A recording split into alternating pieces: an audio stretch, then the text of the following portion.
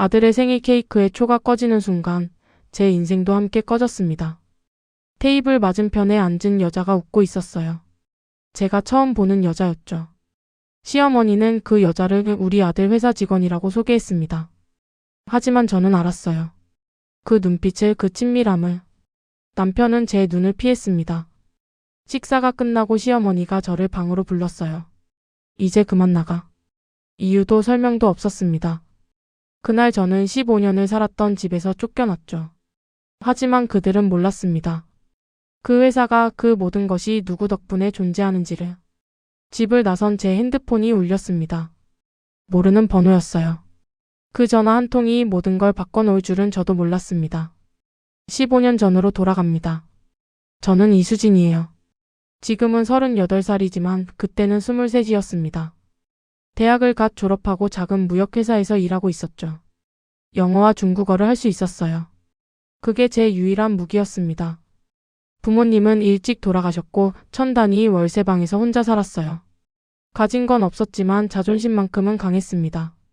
박민호를 처음 만난 건 회사 미팅 자리였어요.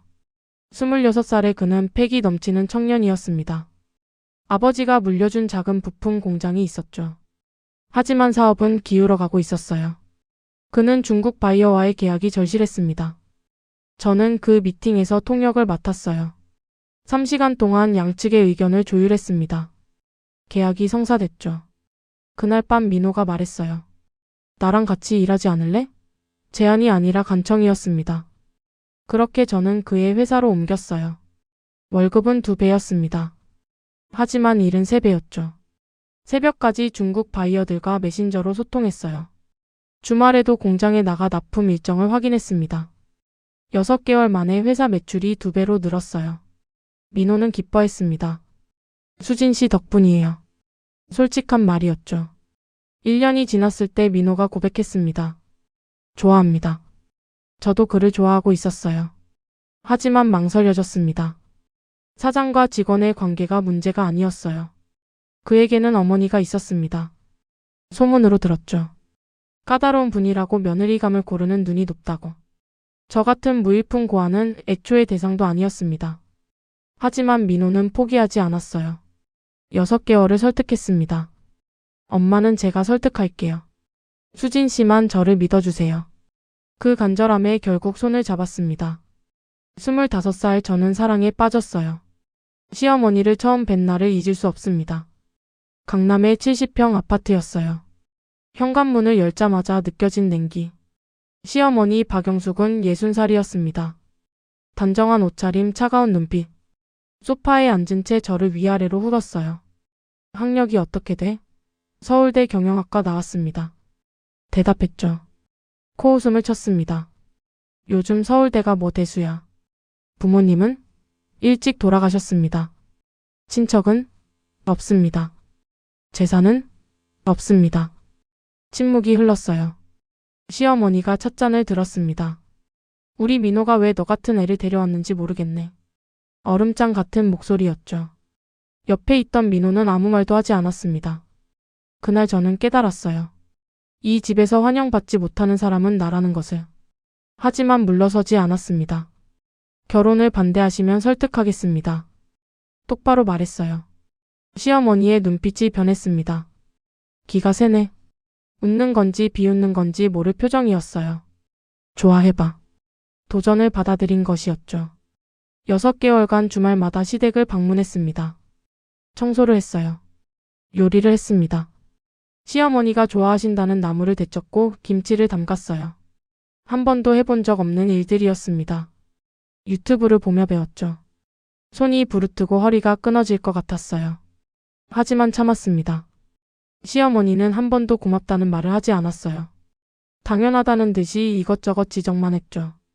김치가 짜, 청소가 엉망이야, 옷차림이 별로야. 민호는 미안해했습니다. 조금만 참아줘, 엄마가 원래 그래. 하지만 저는 알았어요. 이게 시작일 뿐이라는 것을. 결혼은 겨울에 했어요. 25살이었습니다. 작은 예식장이었어요. 하객은 10명도 안 됐습니다. 제 쪽 하객은 회사 동료 서너 명이 전부였죠. 시어머니는 예식 내내 무표정이었어요. 축하 인사도 없었습니다. 신혼여행은 제주도 2박 3일이었어요. 민호가 회사를 비울 수 없었거든요. 저도 마찬가지였습니다. 우리는 여행 중에도 노트북을 열고 일했죠. 신혼집은 시댁 근처 30평 아파트였습니다. 전세였어요. 시어머니가 결정한 곳이었습니다. 출퇴근하기 좋잖아. 실은 감시하기 좋은 거리였죠. 걸어서 10분 거리였어요. 결혼 첫날 밤이었습니다. 짐을 풀고 있는데 초인종이 울렸어요. 시어머니였습니다. 신혼부부 집에 밤 10시에 오신 거예요. 냉장고 확인하러 왔어. 웃으며 말했습니다. 실제로 냉장고를 열어 안을 살폈어요. 반찬이 없네? 며느리가 남편 굶기려고? 농담이 아니었습니다. 민호는 엄마 괜찮아요. 말렸지만 소용없었어요. 내일 반찬 가져다 줄게. 시어머니는 그렇게 1시간을 머물다 가셨습니다. 그날부터 시작됐어요. 매일 아침 7시에 전화가 왔습니다.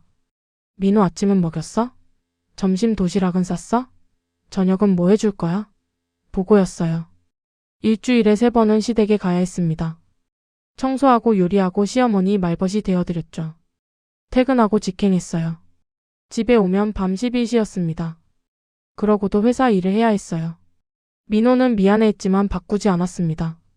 엄마가 외로워서 그래. 아빠 돌아가시고 혼자 계시잖아. 이해해줘. 저는 고개를 끄덕였어요. 참는 게 미덕이라고 믿었습니다. 결혼 1년 차 임신을 했어요. 기뻤습니다. 드디어 이 집의 진짜 가족이 될 수 있을 거라고 생각했죠. 시어머니에게 말씀드렸습니다. 어머니, 아기가 생겼어요. 시어머니의 첫마디가 기억나요. 아들이겠지? 질문이 아니었습니다. 명령이었어요. 입덧이 심했어요. 아침마다 화장실에 엎드려 있었습니다. 회사는 계속 다녔어요. 중국 바이어와의 계약이 남아 있었거든요. 저 없이는 진행이 안 됐습니다. 민호는 집에서 쉬라고 했지만 시어머니가 막았어요. 며느리가 일 좀 한다고 거들먹거리면 안 되지. 임신이 무슨 병이야? 8개월까지 일했습니다. 배가 불러 책상에 앉기도 힘들었어요. 중국 바이어가 놀랐죠. 대단하다고 한국 여자들은 강하다고. 웃으며 대답했어요. 강한 게 아니라 그냥 참는 거라고. 아들을 낳았습니다. 민준이었어요. 시어머니는 기뻐했습니다. 역시 아들이야. 우리 집안은 대대로 아들을 낳는 집안이거든. 자랑스러워했죠. 저는 아무도 수고했다는 말을 하지 않았어요. 당연한 일을 한 것뿐이라는 표정들이었습니다. 산후조리원은 일주일만 있었어요. 비용이 아까워서가 아니었습니다. 시어머니가 매일 와서 이것저것 간섭했거든요. 애 안는 자세가 왜 그래? 수유 시간을 정확히 지켜야지. 그냥 집에 가고 싶었어요. 집에 온 뒤가 지옥이었습니다. 밤낮 없이 우는 아기를 돌보며 회사 일도 해야 했어요. 육아휴직은 없었습니다. 제가 회사의 해외 영업 전담이었거든요. 민준이를 업고 통역 전화를 받았어요. 아기가 울면 음소거 버튼을 누르고 달랬습니다. 다시 음소거를 풀고 통역을 이어갔죠. 시어머니는 매일 왔어요. 손자를 보러 온다고 했지만 실은 감시였습니다. 애 기저귀는 몇 시간마다 갈아? 분유는 얼마나 먹여? 집은 왜 이렇게 지저분해? 끝이 없었어요. 어느 날 제가 잠깐 눈을 붙인 사이 민준이가 울었습니다. 시어머니가 소리쳤어요. 엄마가 자면 어떡해? 애가 죽겠다고 우는데. 저는 사과했습니다. 죄송해요, 어머니. 3일간 2시간밖에 못 잤어요. 변명이 아니었습니다. 사실이었죠. 시어머니는 코웃음을 쳤어요. 나 때는 애 셋을 키우면서도 시어머니 시중 들었어. 너는 애 하나 키우면서 뭘 그렇게 힘들어해? 민호에게 말했습니다. 당신 엄마가 너무해요. 민호는 한숨을 쉬었어요. 엄마가 도와주려는 건데 왜 그렇게 받아들여? 고마워해야지. 할 말이 없었습니다. 도움과 간섭의 경계를 그는 몰랐어요. 민준이가 돌이 됐을 때 회사가 커졌습니다. 중국 거래처가 3곳 더 늘었어요. 매출이 10억을 넘었습니다. 작은 사무실에서 30평 오피스로 이사했죠. 직원도 10명으로 늘었어요. 저는 이사로 올랐습니다. 명함에 제 이름이 찍혔어요. 부사장은 민호, 이사는 저였습니다. 시어머니가 말했어요. 회사 잘 되네? 자랑스러워 보이지 않았습니다. 경계하는 눈빛이었어요. 민호 혼자 한 거지? 저는 대답하지 않았습니다. 회사가 안정되자 민호가 말했어요. 이제 네가 좀 쉬어도 될 것 같아. 사람을 더 뽑을게. 고마웠습니다. 5년간 쉬지 않고 일했거든요. 하지만 시어머니가 반대했어요. 며느리가 집에서 놀면 버릇이 나빠져. 계속 일해야지. 결국 쉬지 못했습니다. 민준이가 5살 되던 해 큰일이 생겼어요. 중국 거래처 중 한 곳에서 계약금 5억을 요구했습니다. 대량 주문이었죠. 성사되면 회사가 한 단계 도약할 수 있었어요. 하지만 돈이 없었습니다. 은행 대출은 한도가 꽉 차 있었어요. 민호가 고민했어요. 어떡하지? 이 기회를 놓치면 안 되는데. 저는 생각했습니다. 방법이 하나 있었어요. 제 친구 중에 중국에서 무역업을 하는 사람이 있었습니다. 대학 동기 최선영이었어요. 그녀는 성공한 사업가였죠. 전화를 걸었습니다. 선영아, 부탁이 있어. 선영이는 흔쾌히 5억을 빌려줬어요. 이자도 받지 않았습니다. 대신 조건이 있었죠. 내 이름으로 계약서를 써. 중국 바이어들은 나를 알아. 내 회사보다 내 이름이 신뢰도가 높아. 그게 맞았어요.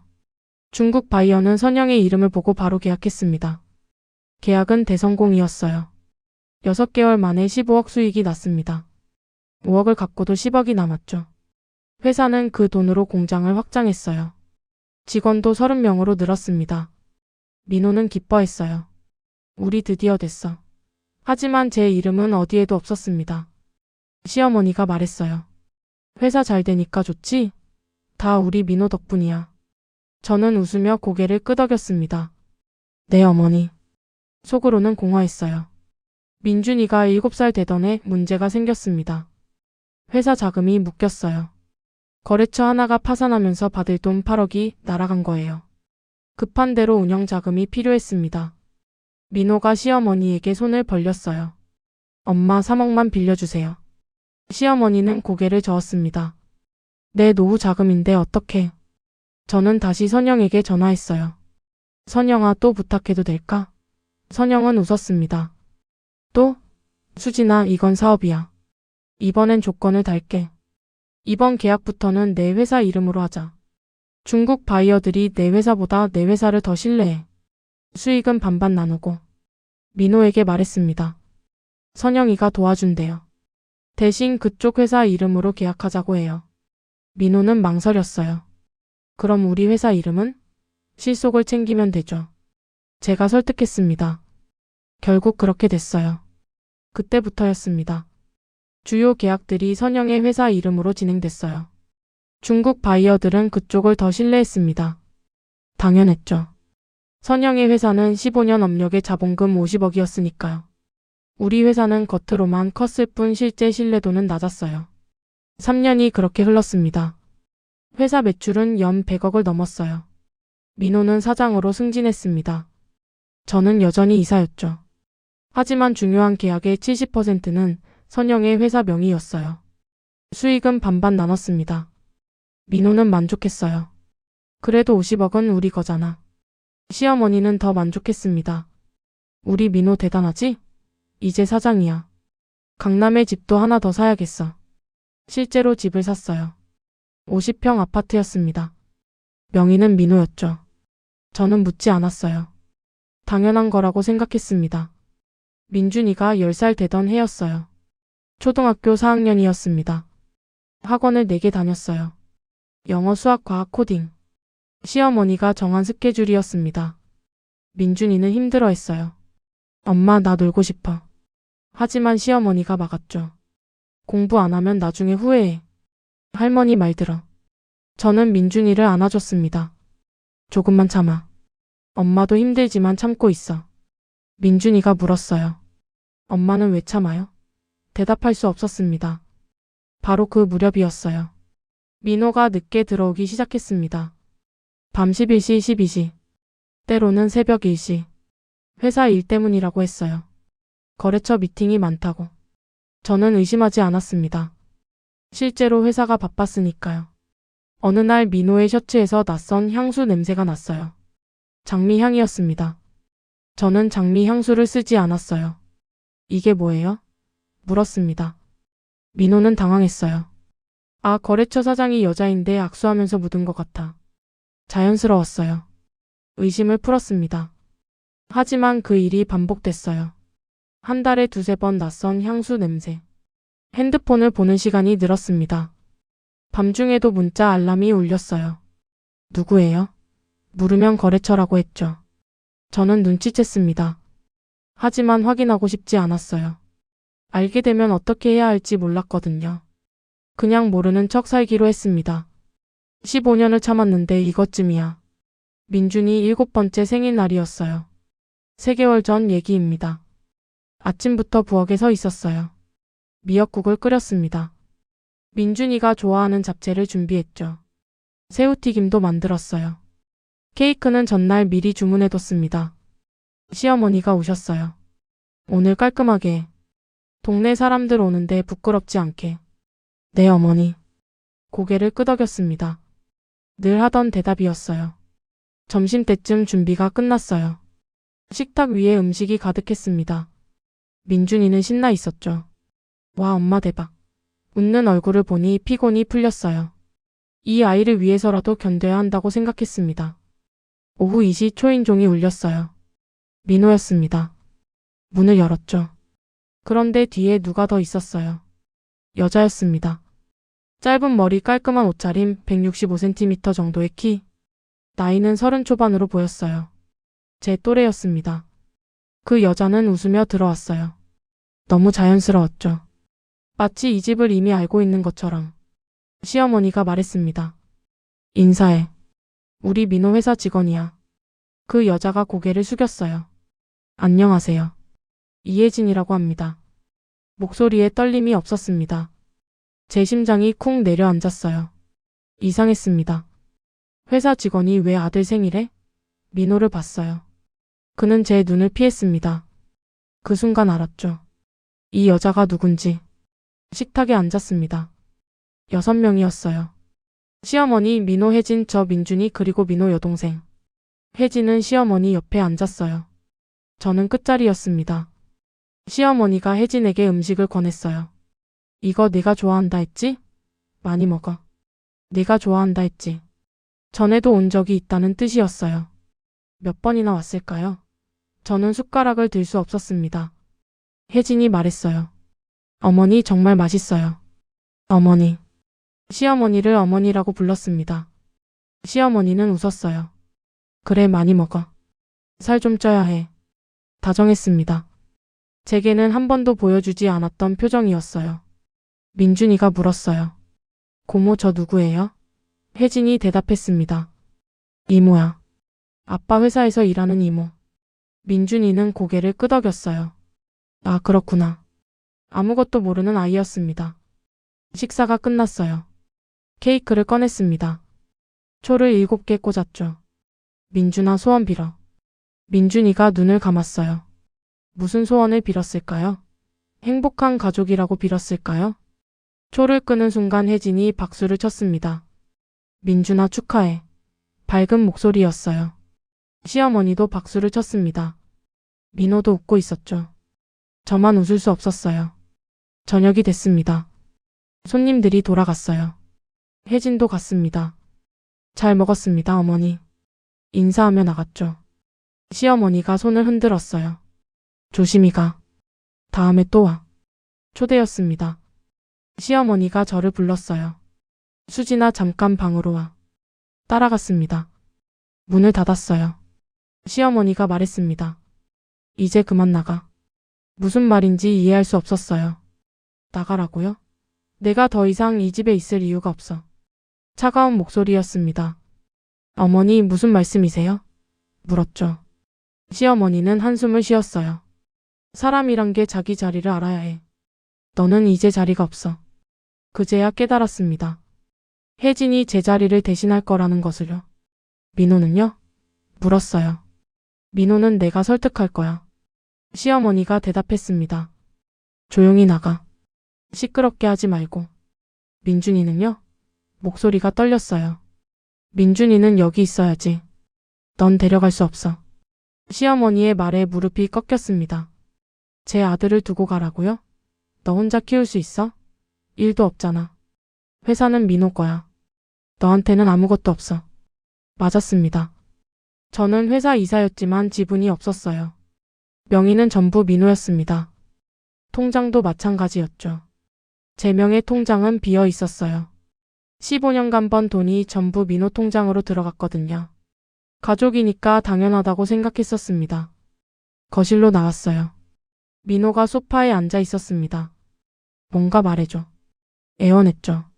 민호는 고개를 돌렸어요. 미안해. 그게 전부였습니다. 가방을 샀어요. 작은 캐리어 하나. 옷 몇 벌과 화장품. 그게 15년의 전부였습니다. 민준이 방에 들어갔어요. 아이는 자고 있었어요. 뺨에 손을 댔습니다. 따뜻했죠. 엄마 곧 데리러 올게. 속삭였어요. 믿지도 않는 말이었습니다. 현관문을 열고 나왔어요. 뒤돌아봤습니다. 15년을 살았던 집. 아무도 배웅하지 않았어요. 문을 닫았습니다. 그렇게 저는 쫓겨났죠. 길거리에 섰어요. 밤 9시였습니다. 어디로 가야 할지 몰랐어요.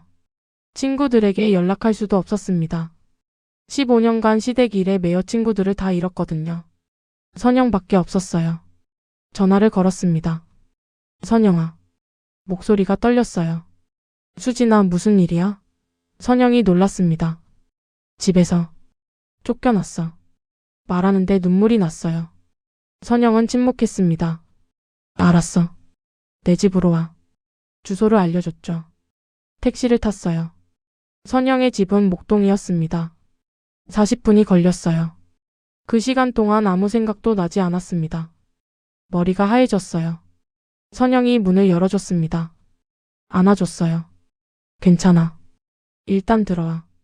들어갔습니다. 깨끗한 원룸이었어요. 소파에 앉혔어요. 물을 줬습니다. 마셨어요. 목이 타들어갔죠. 무슨 일인지 말해봐. 선영이 물었습니다. 처음부터 끝까지 말했어요. 혜진이 온 것, 시어머니의 말, 민호의 침묵. 다 털어놨습니다. 선영은 화가 났어요. 미친 사람들. 15년을 그렇게 쓰고 버려? 저는 울었습니다. 나 어떡해? 민준이를 두고 왔어. 선영이 손을 잡았어요. 일단 진정해. 방법을 찾자. 그때 핸드폰이 울렸어요. 모르는 번호였습니다.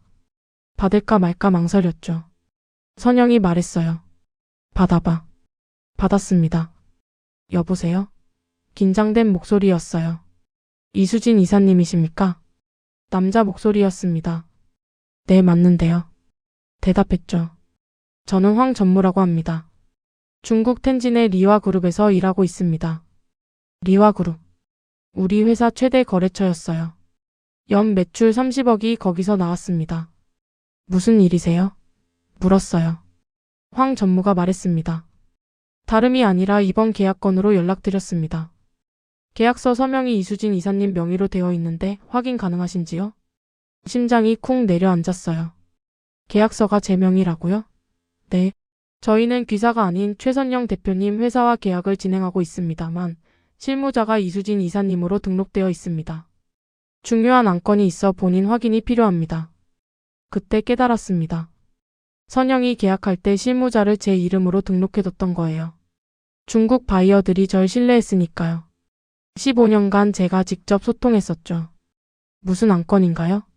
떨리는 목소리로 물었습니다. 황 전무가 말했어요. 이번 분기 30억 계약건인데 실무자 확인이 안 되면 진행이 어렵습니다. 계약서상 이수진 이사님의 서명이 필요하거든요. 30억. 그 돈이 없으면 민호의 회사는 운영이 어려워요. 직원 월급도 못 줍니다. 공장 가동도 멈춰요. 손이 떨렸습니다. 실무자 변경은 안 되나요? 물었어요. 황 전무가 대답했습니다. 계약서를 다시 작성해야 하는데 시간이 오래 걸립니다. 이번 분기 안에는 어렵고요. 그리고 솔직히 저희는 이수진 이사님을 신뢰합니다. 15년간 함께 일했잖아요. 다른 분으로 바뀌면 재검토가 필요합니다. 침묵이 흘렀어요. 황 전무가 조심스럽게 물었습니다. 혹시 무슨 문제라도 있으신가요? 아니요. 대답했죠. 제가 확인해 드리겠습니다. 언제까지 필요하세요? 이번 주 금요일까지입니다. 전화를 끊었어요. 손이 떨렸습니다. 선영을 봤어요. 선영이 물었습니다. 무슨 전화야? 말했어요. 리와 그룹에서 온 거야. 계약 확인이 필요하대. 선영이 고개를 끄덕였어요. 그럴 줄 알았어. 수진아, 너 회사에서 얼마나 중요한 사람인지 알아? 중국 바이어들은 민호가 아니라 너를 믿어. 너 없으면 계약이 안 돼. 저는 멍했습니다. 15년간 몰랐어요. 제가 그렇게 중요한 사람인 줄. 항상 민호가 사장이니까 민호 덕분이라고 생각했었죠. 하지만 실제로는 제가 모든 걸 움직이고 있었던 거예요. 선영이 말했습니다. 수진아, 이제 선택해. 그들에게 돌아갈 거야? 아니면 내 인생을 찾을 거야? 잠을 잘 수 없었어요. 밤새 생각했습니다. 민준이 얼굴이 떠올랐어요. 15년의 시간들, 참았던 순간들, 그리고 쫓겨나던 그날 밤. 아침이 됐습니다. 결정했어요. 선영에게 말했습니다.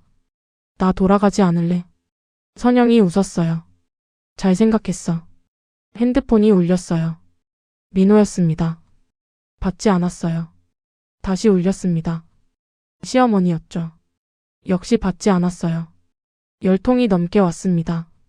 문자도 쏟아졌어요. 당장 전화해. 무슨 짓이야? 회사가 어떻게 되든 상관없어? 상관없었습니다. 더 이상 제 회사가 아니었으니까요. 금요일이 됐어요. 황 전무에게 전화했습니다. 전무님, 이수진입니다. 네, 이사님. 반가운 목소리였어요. 죄송하지만 이번 계약은 진행할 수 없을 것 같습니다. 제가 회사를 그만뒀거든요. 침묵이 흘렀습니다. 황 전무가 물었어요. 그럼 계약은? 다른 분과 진행하셔야 할 것 같습니다. 하지만 시간이 걸릴 거예요. 알겠습니다. 황 전무는 아쉬워했어요. 함께 일해서 좋았습니다, 이사님. 저도요. 전화를 끊었습니다. 그날 오후 민호에게서 전화가 왔어요. 받았습니다. 여보세요. 차가운 목소리였죠. 수진아. 민호가 소리쳤어요. 도대체 뭐 하는 거야? 회사가 망하게 생겼어. 알아요. 대답했습니다. 그래서 전화한 거야? 그럼 뭐 하러 전화했어? 민호의 목소리가 떨렸어요. 제발 도와줘. 우리가 잘못했어. 돌아와. 늦었어요. 말했습니다. 당신들이 저를 쫓아냈잖아요. 이제 와서 돌아오라고요? 수진아, 제발. 민호가 울먹였어요.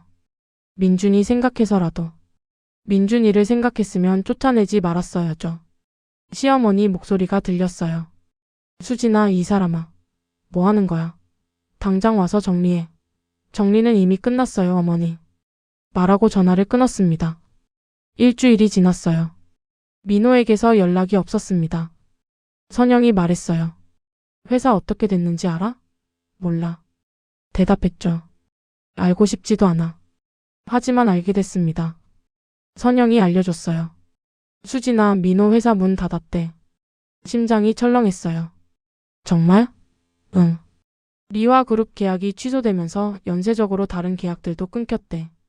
중국 바이어들이 다 너를 찾았거든. 그 얘기를 듣는데 기분이 이상했어요. 후회는 아니었습니다. 그렇다고 기쁜 것도 아니었어요. 그냥 공허했습니다. 한 달이 지났어요. 선영이 제안했습니다. 수진아, 나랑 같이 일할래? 내 회사에서. 너 능력 있잖아. 고맙지만 아직은 아니야. 고개를 저었어요. 뭘 하고 싶은지 모르겠어. 2달째 되던 날 민준이에게서 전화가 왔어요. 엄마. 작은 목소리였습니다. 민준아. 눈물이 났어요. 엄마 언제 와? 아이가 물었습니다. 곧 갈게. 거짓말이었어요. 아빠가 엄마 나쁜 사람이래. 민준이가 울었어요. 엄마 나쁜 사람이야? 아니야. 목이 메었습니다. 엄마는 나쁜 사람 아니야. 그럼 왜 안 와? 설명할 수 없었어요. 민준아, 엄마가 꼭 데리러 갈게. 약속해. 전화를 끊었습니다. 한참을 울었어요. 3개월째 변호사를 만났습니다. 선영이 소개해줬어요. 민준이 양육권을 찾고 싶어요. 말했죠. 변호사가 고개를 저었어요. 어렵습니다. 현재 경제력이 없으시고 집도 없으시잖아요. 법원은 아이의 안정적인 환경을 우선합니다. 그럼 어떻게 해야 해요? 물었습니다. 일단 경제력을 갖추세요. 직장을 구하시고 집을 마련하세요. 그리고 아이와 꾸준히 만나세요. 시간이 걸리겠지만 가능합니다. 그날부터 움직였어요. 이력서를 썼습니다. 15년 경력 해외 영업 전문가. 하지만 어디에도 합격하지 못했어요. 나이가 많았습니다. 38 여자 이혼 예정. 불리한 조건들이었죠. 한 달간 20곳을 지원했어요. 전부 떨어졌습니다. 좌절했어요. 선영이 말했습니다. 수진아, 그냥 내 회사로 와. 월급 500 줄게. 고마워, 선영아. 하지만 나 내 힘으로 하고 싶어. 그러던 어느 날 전화가 왔어요. 중국 텐진에서였습니다. 황 전무였어요. 이사님, 저 황입니다. 네, 전무님. 반가웠습니다. 혹시 시간 되시면 만날 수 있을까요? 한국에 왔거든요. 다음날 만났어요. 강남의 한 카페였습니다. 황 전무는 웃으며 말했습니다. 그간 안녕하셨어요? 덕분에요. 인사를 나눴죠. 황 전무가 서류를 꺼냈어요. 이거 보세요. 계약서였습니다. 연 50억 규모. 일본 기업과의 계약이었어요. 이게 뭔가요? 물었습니다. 저희가 새로 진행하는 프로젝트인데 한국 쪽 파트너가 필요합니다. 이수진 이사님이 해주셨으면 해서요. 저요? 놀랐어요. 네. 15년간 함께 일했잖아요. 이사님을 신뢰합니다. 하지만 저는 회사도 없는데요. 만드시면 되죠. 황 전무가 웃었어요. 저희가 초기 자금 5억 투자하겠습니다. 믿을 수 없었어요. 정말요? 네. 대신 이사님이 직접 운영하셔야 합니다. 생각할 시간을 주세요. 말했죠. 황 전무가 고개를 끄덕였어요. 일주일 드리겠습니다. 선영에게 말했어요. 선영아, 나 회사 차릴 수 있을 것 같아. 선영이 기뻐했습니다. 진짜? 잘 됐다. 나도 도와줄게. 고마워. 일주일 후 황 전무에게 전화했어요. 하겠습니다. 결정했죠. 좋습니다. 황 전무는 만족스러워했어요. 계약서 보내드리겠습니다. 회사를 차렸습니다. 이름은 신화트레이딩이었어요. 새로운 시작이라는 뜻이었죠. 사무실은 작았어요. 20평. 직원은 셋. 선영이 자문으로 도와줬습니다. 첫 계약이 성사됐어요. 우와. 작지 않은 금액이었습니다. 3개월 만에 10억을 벌었어요. 6개월 후에는 직원이 10명이 됐죠. 1년 만에 매출 30억을 넘었습니다. 그 소식을 민호가 들었나 봐요. 전화가 왔습니다. 수진아, 나야. 목소리가 달랐어요. 낮아져 있었죠. 뭐예요? 차갑게 대답했습니다. 회사 잘 된다며? 그래요. 대단하네. 할 말 그거예요? 민호가 한숨을 쉬었어요. 미안해. 정말 미안해. 내가 잘못했어. 이제 와서 미안하다고요? 웃음이 났습니다. 수진아, 다시 시작할 수 없을까? 민호가 물었어요. 늦었어요. 민준이는? 물었습니다. 민준이는? 민호가 말을 흐렸어요. 엄마 찾아. 매일 울어. 데려갈게요. 말했죠. 언제? 다음 주. 알았어. 변호사와 상담했어요. 이제 양육권 청구 가능합니다. 경제력도 갖춰졌고 회사도 안정됐으니까요. 변호사가 말했습니다. 다음 주 민준이를 만나러 가요. 그날이 왔습니다. 옛날 집 앞에 섰어요. 15개월 만이었습니다. 초인종을 눌렀어요. 민호가 나왔습니다. 수진아, 들어와. 고개를 저었어요. 민준이만 보낼래요. 민준이가 나왔어요. 엄마. 달려왔습니다. 안아줬어요. 키가 컸어요. 얼굴도 달라졌죠. 미안해, 민준아. 늦어서. 울었습니다. 민준이도 울었어요. 엄마 보고 싶었어. 이제 엄마랑 살 거야. 말했습니다. 정말? 민준이가 눈을 빛냈어요. 응. 고개를 끄덕였죠. 민호가 말했습니다. 수진아, 정말 고마워. 아무 대답도 하지 않았어요. 시어머니가 나왔습니다. 수진아, 이 사람아. 목소리가 달라져 있었어요. 약해져 있었죠. 안녕히 계세요, 어머니. 인사하고 돌아섰습니다. 수진아. 불렀지만 돌아보지 않았어요. 민준이와 집으로 갔습니다. 제 새 집이었어요. 40평 아파트. 목동이었죠. 민준이는 신나했어요. 엄마, 여기 우리 집이야? 응. 웃으며 대답했습니다. 우리 집. 지금은 3년이 흘렀습니다. 저는 이수진 41살이에요. 회사는 직원 10명으로 커졌습니다. 연 매출 100억을 넘겼어요. 중국, 일본, 동남아 거래처가 20곳이 넘습니다. 선영과 함께 일하고 있어요. 최고의 동료이자 친구입니다. 민준이는 11살이 됐어요. 초등학교 5학년. 밝게 자라고 있습니다. 학원은 2개만 다녀요. 영어와 피아노. 본인이 선택한 거예요. 매일 저녁 같이 밥을 먹습니다. 주말엔 영화를 봐요. 행복해요. 민호와는 이혼했습니다. 양육권은 제게 왔어요. 민호는 한 달에 한 번 민준이를 만납니다. 민준이는 아빠를 좋아해요. 저는 말리지 않아요. 아이에겐 아빠가 필요하니까요. 시어머니는 요양원에 계셔요. 치매가 왔습니다. 민호가 모시고 있어요. 가끔 연락이 와요. 엄마가 수진이 찾는다고. 가지 않습니다. 용서는 했지만 다시 만날 이유는 없어요.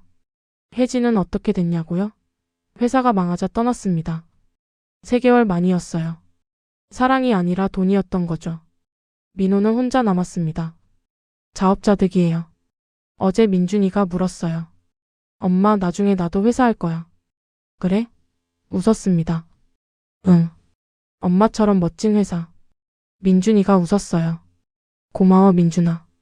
구독자 여러분, 가족이란 이름으로 참는 게 미덕이 아닙니다. 자신을 지키는 게 진짜 미덕이에요. 15년을 참았지만 결국 쫓겨났어요.